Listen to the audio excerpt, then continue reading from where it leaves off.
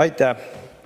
No antud seadus on meie ette toodud ju valedega ja selle seaduse läbilükkamine algas valedega.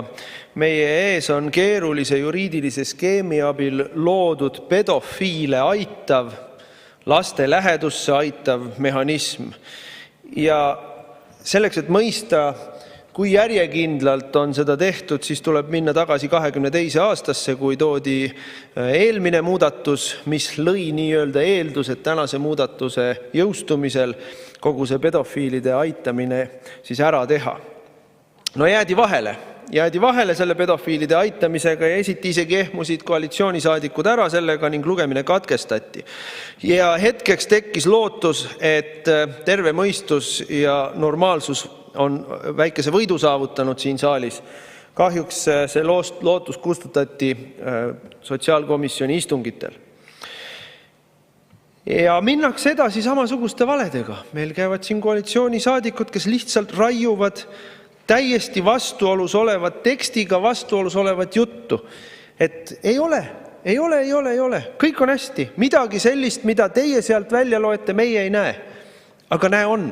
Kõik, kes lugeda oskavad, saavad aru, et on pedofiile laste lähedusse aitav mehhanism loomisel.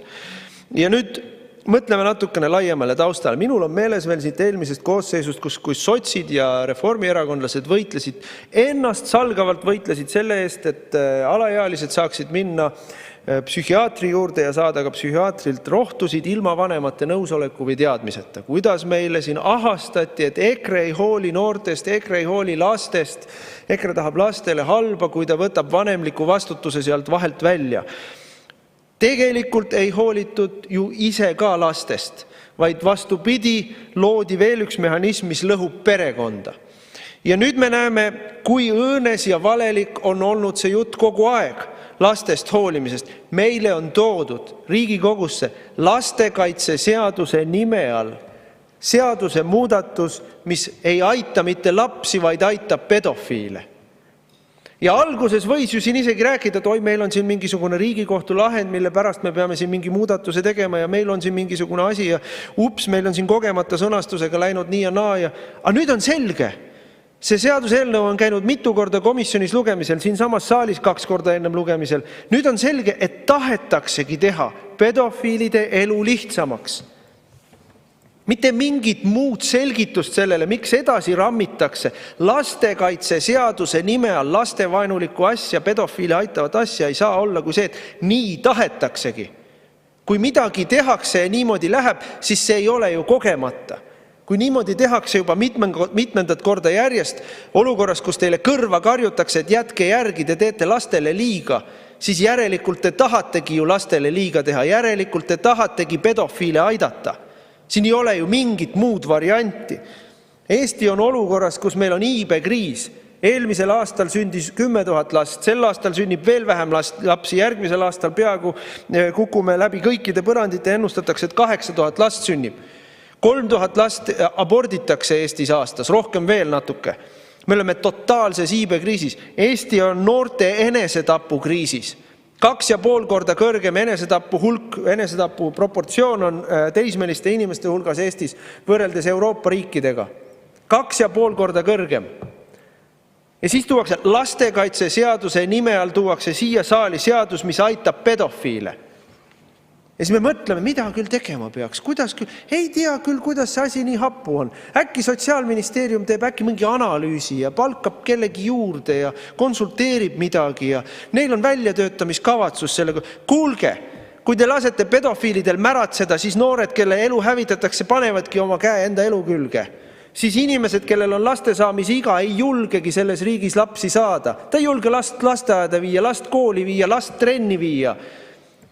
Me ei julge mõeldagi, mis toimub lastekodudes, sest et koolis või trennis või lasteaias on vähemalt lapsevanemad juures, kes kuulevad oma lastelt, mis seal päeval on toimunud. Kes see nende eest lastekodus seisab? Need inimesed on ju täitsa hakkliha masinasse visatud. Seda te teete siis lastekaitseseaduse nime all. Ja vangutate pead, ei, seda pole olemas, teie silmad valetavad teile. Te loete selget eestikeelset teksti, panete sinna kõrvale 2. paragrahvi ja 3. paragrahvi, saate kokku, mis te saate, aga tegelikult seda ei ole, mis te saite. Tegelikult seda ei ole. No ja kui siis tekib küsimus, et miks te teete seda? Miks te teete? Ega väga palju vastuseid ei ole. Esimene vastus, millele ei taha jõuda sinna, aga paratamatult Eestis on võimul pedofiilide maffia. No me teame, siin saalis istub ka inimene, kes jäi vahele oma kasulaste pildistamisega, alaealiste kasulaste paljaste piltidega. Kas partei tegi midagi temaga? Mõistis hukka, viskas fraktsioonist või erakonnast välja? Ei. Premeeris komisjoni esimehe kohaga, premeeris valimistel hea kohaga väga heas ringkonnas. Keegi ei teinud midagi. Kas ajakirjandus tegi midagi? Ei. Ajakirjandus hakkas kaasa tundma, vaesel inimesel on raske elada selle koormaga. Meil märatseb riigis pedofiilne maffia. Ja mida teeb see saal siin? Rahvasaadikud, mida teete teie siin? Aitate kaasa pedofiilse maffia märatsemisele. Teate, mis ma ütlen teile? Teil niikuinii südametunnistust ei ole. Kui te olete liberaalid ja vasakpoolsed, siis te ei teagi, mis asi see on. Mingisugune poliitiline enese alalhoiu instinkt võiks olla, aga seda ka teil ei ole, sest teil on e-valimised, teil ei ole vaja enese alalhoiu instinkti.